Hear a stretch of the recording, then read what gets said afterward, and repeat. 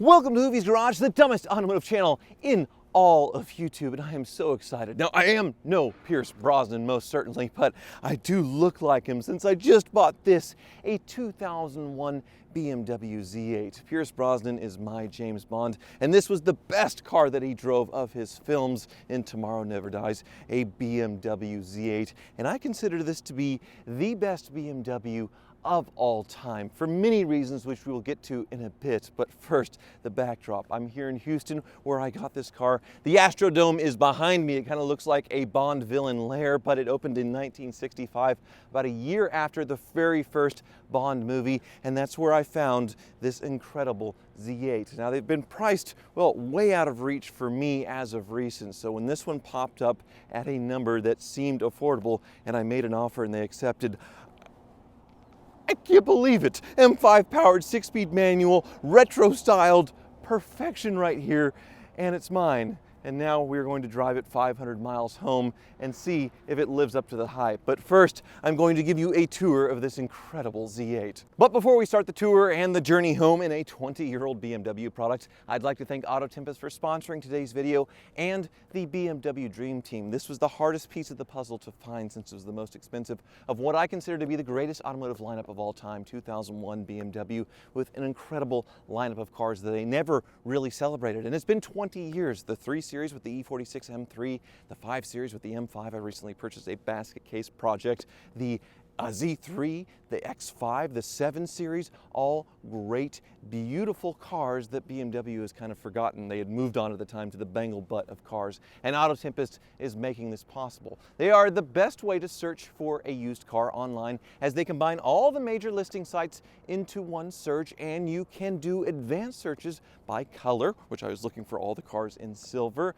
or by transmission, 6-speed manual. Well, they were all 6-speed manuals unless they were Alpinas on these. You can get very specific, and it combines all the major listing sites in one search. I love searching for cars. It's something I do on a daily basis, and AutoTempest is the best way because you don't have to put in the same search inputs on every single site like you used to before AutoTempest existed. Now, you clicking the link below and searching AutoTempest makes Hoovie's Garage the Dream Team and so many other things possible, including car tricks. So thank you so much for that. Please continue to do so every single day and whenever you're shopping for a used car. But please also be an evangelist for the site. If somebody is looking for a car, and I know it's really hard to find one right now in today's market, tell them to use AutoTempest. I mean, make AutoTempest the first thing you say to anybody on the street. Just walk up and say, "Hello, AutoTempest," or just hum the tune as you walk around in a crowd or something like that. Very, very helpful to spread the word of AutoTempest because they support so many of us, and it is a great tool for shopping for cars. So now with that, let's start a tour of this incredible Z8. Oh my God, I own this thing! So there are many reasons why I think this is the greatest BMW of all time, and that's starting with the styling. This thing was styled after the legendary BMW 507, which the most famous owner had to be Elvis Presley, which he drove around in Germany when he was in the service.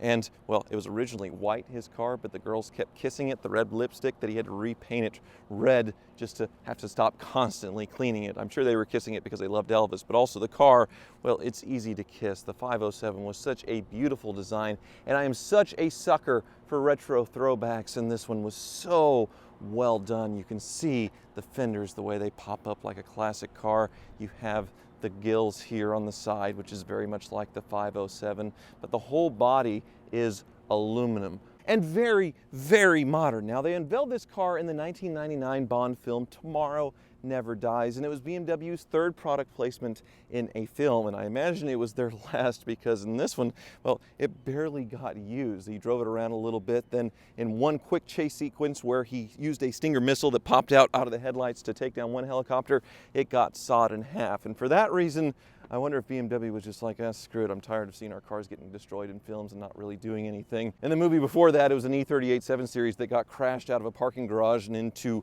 a rental car return, and the one before that, the Z3, well, it wasn't a worthy Bond car, so they barely use it. The Z3's fine, but it's not a Bond car. So ever since this car was sawed in half, the seed was planted for me to buy one of these, but they were very expensive, new around $120,000, and a lot of people didn't get it in the United States, especially since the Z3 was around for, well, way less than half the price. And then the M cars came out as well, which got really hot engines, and they were, well, still half the price. So these didn't sell all that well, even though they were really cool, and well, they were sort of forgotten BMWs until very recently, of course, until I actually wanted to buy one. Now this one has the hard top on it, which it is a convertible, so I can remove the hard top, and it has apparently a new top from BMW inside.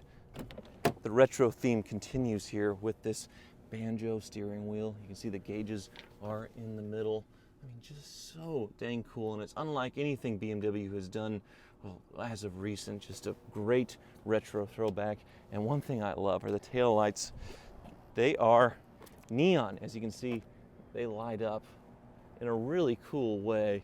But it's not just the looks that people love about these cars. It's also, well, what's under the hood. One of BMW's greatest engines of all time here. You have the M5 V8, almost 400 horsepower in an all aluminum car, and the same 6-speed manual in all of them. Now they came out with the Alpina later, the Alpina Z8, and they introduced that with an automatic transmission because people wanted it automatic, but really this is the one to get. Maybe get the Alpina wheels, which I may be getting because these chrome wheels definitely aren't Bond spec and they're starting to pit a little bit, but you want the stick shift Z8. Now this is a BMW, so it has all the normal mechanical foibles of BMW of this era, the same as the M5 with all the issues with the engine, but unique to the Z8, of course, there is an engineering snafu.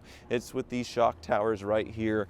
If you hit a pothole really hard, these things will start to bulge and warp and, well, eventually crack. And most of them had the performance kit put on them, a brace here that would go across the engine to help prevent that. Also, if you got rid of the run flat tires, it would help with that because you had more shock absorption. This one, obviously not the original tires, but they didn't brace it, which is a bold move. So I'm a little worried driving this thing home. Hopefully I don't hit a pothole, but this thing has survived this long and survived very well. Of course, it only has 37,000 miles on it. I can't believe I was able to get it for what I was able to buy it for. It was the cheapest BMW Z8 in the USA, and it does run beautifully. Push button start.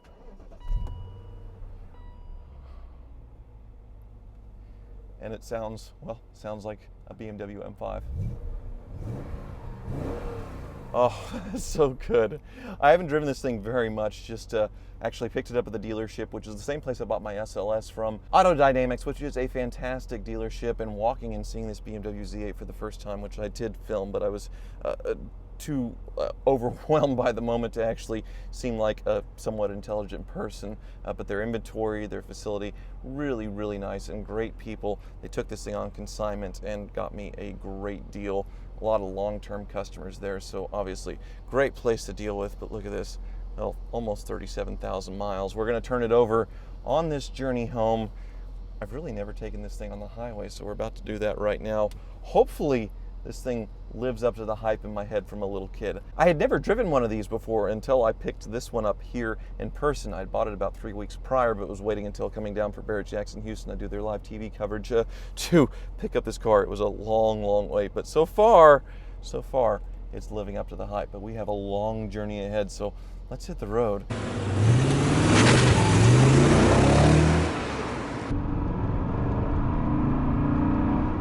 Oh, just buttery smooth, and thank goodness this thing is so comfortable. I'll reserve judgment until I'm on the road a few hundred miles, but the seats do feel very, very nice in this car, and I have plenty of room with this hardtop. Really, really great headroom, actually. So I think I'm in for a treat here. And one thing I noticed with this car is when I hit the sport button, there is a noticeable difference in power immediately. Use the left lane to take a slight left turn to merge onto I-610 Yes, GPS, I'm going to merge here shortly, but first I'm going to do a YouTube video and do a little pull as I enter the highway. Here we go. Oh, the power. It chirped the tires on that shift. Jeez, it is so smooth. Oh, it is so good. Wow. And now we're going to 6th. And we're cruising. In 3 Whoa, quarters of a mile, slow down. take exit 38C on the right onto Yes. South Freeway towards State Highway 288 South. But do what? Okay, follow GPS and don't get hit. Oh my goodness. This car is something. Forever I always wondered, why are these cars so dang expensive? Yes, they're cool, but why are they selling for more than their original MSRP? Well, that ends today. This thing should be worth a whole lot more considering how scarce it is, how amazing it looks, and the way this drives. This is an experience you can't buy anymore. And now I get to drive in it all day. There's the Houston skyline right there. Look at that. Just look at it. It's still a 20-year-old BMW though, so I'm crossing my fingers and toes, but so far so good.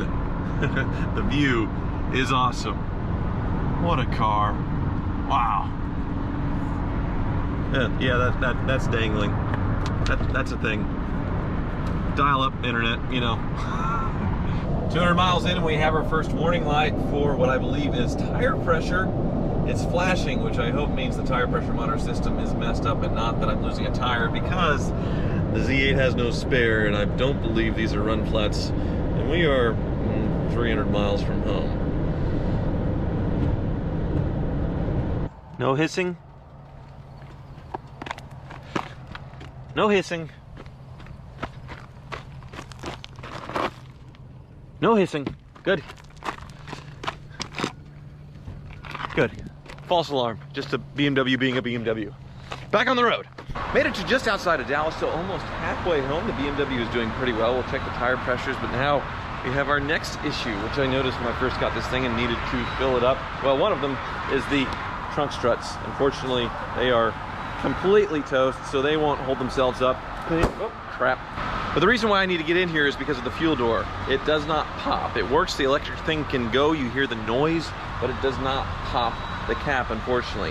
Now, I need to do this, I'm probably gonna have to put you down, but I need to pull this green tab, and then at the same time, I have to pry this open with this little, well, tool here, this stick. And then I can actually put gas in this thing. It's a six-figure car, but it's still a BMW. It's a hoopty. Right there.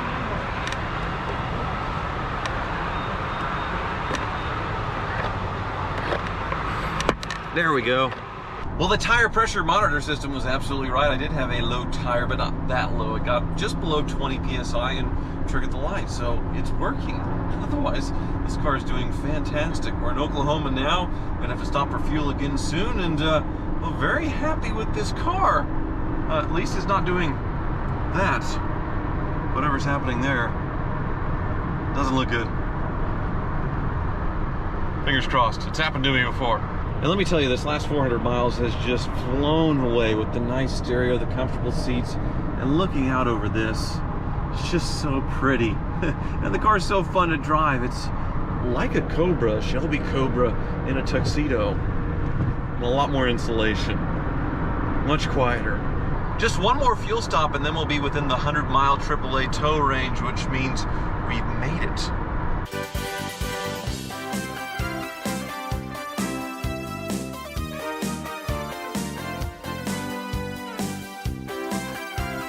Look at these beautiful gauges as we cross the finish line. We made it. We made it home. How awesome is that?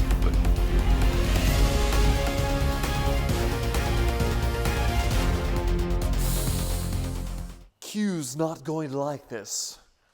Neither is the Ninja. Thank you for watching.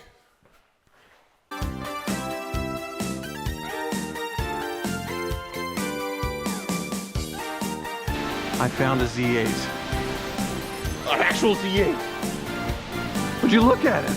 And I'm gonna take it right now in a hurricane in Houston. I forgot to mention that. There's a hurricane going on right now and I'm buying a convertible. But I'm still taking it.